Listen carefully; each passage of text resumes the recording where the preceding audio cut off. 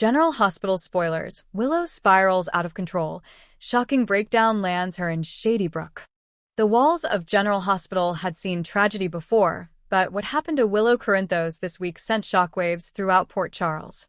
For months, Willow had been a picture of strength, surviving leukemia, enduring Nina's betrayal, forgiving Michael's cold-blooded secrets. But this time, the pain was too much to bear. The woman who once smiled through her tears had finally shattered. It all began with a quiet, sunny morning. Willow had been planning a small garden party at the Quartermain mansion. Wiley and Amelia were excited to pick flowers and play tag with Leo. But then came the call. Chase's voice on the other end was strained. "Willow, there's been an incident. You need to come to GH right away." No one could have prepared her.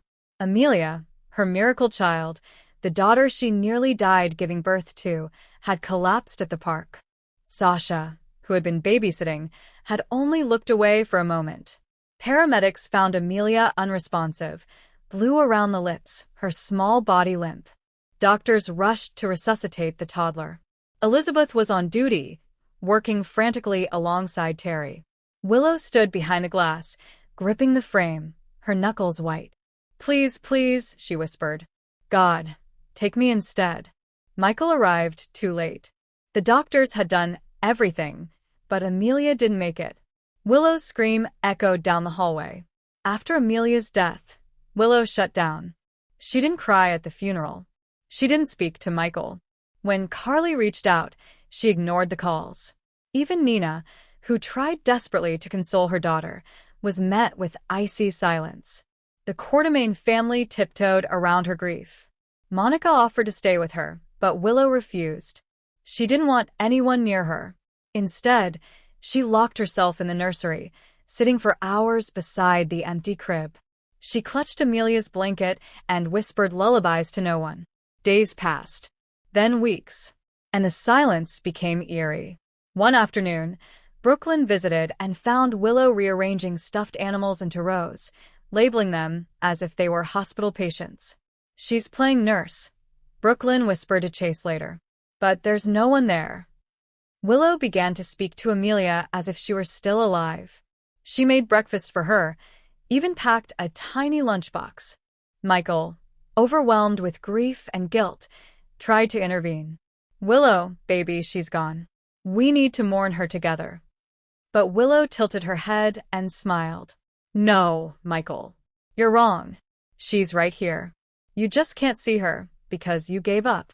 That night, Willow took Wiley on a midnight walk around Port Charles barefoot. A concerned neighbor called the police when they saw her dancing in the rain, holding Wiley's hand and singing a lullaby. Dante was the one who gently escorted her home. "You're scaring people," he said softly. "We need to get you help." She stared at him blankly. "Do you know what it's like to hear your baby stop breathing?" Dr. Kevin Collins assessed her mental state and gave a stark warning. "Willow is experiencing a psychotic break," he told Michael and Carly. "It's trauma-induced and deeply rooted in unresolved grief. If we don't intervene now, she could harm herself or Wiley." Michael resisted at first. He couldn't bear the idea of committing her. But one morning, Wiley found Willow holding a pair of scissors over Amelia's crib. She said she was going to cut the strings that kept her daughter trapped between worlds. Michael made the call. Willow was transported to Shadybrook under psychiatric supervision. She didn't resist. In fact, she smiled as the ambulance doors closed. "Amelia wants me to go," she said softly. "She says there are others who need healing too." The once vibrant teacher, nurse, and mother was now a patient, fighting ghosts that only she could see.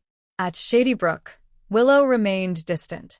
Nurses reported she had long conversations with imaginary figures. Sometimes she believed she was in her old classroom. Other times, she thought she was in her hospital bed fighting leukemia again. In one chilling moment, she looked at a doctor and whispered, "You're the cancer. I survived you once, but not this time." Michael visited daily. He read her stories, played her favorite songs. But she never seemed to recognize him. Carly blamed herself for not seeing the signs earlier. "I was too busy with Sunny," Too focused on Nina, she told Sam through tears. I should have been there for her. Nina, shattered by guilt, pleaded with the doctors to let her help. She's my daughter. I've wronged her too much already. Let me fix it. But Kevin was clear. You can't fix a shattered mirror by forcing the pieces together. Willow has to want to heal. Meanwhile, Sasha took a leave of absence. She blamed herself for Amelia's death, even though the autopsy showed a congenital heart defect that no one could have predicted. I looked away for 1 second, Sasha sobbed to Maxie. And now everything's ruined. As summer settled over Port Charles, a sliver of hope emerged. A new patient, named Dana, arrived at Shadybrook. She was a trauma survivor too, an ex-paramedic who lost her entire family in a fire. She saw the shadows in Willow's eyes and recognized the same storm she carried.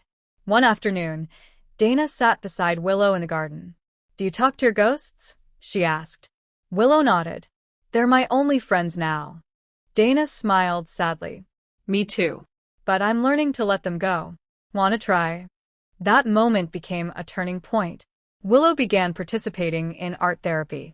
She painted portraits of Amelia, not as a ghost, but as a memory. She stopped pretending her daughter was still alive and began grieving her instead. Kevin saw the shift. She's surfacing. Slowly, but she's coming back.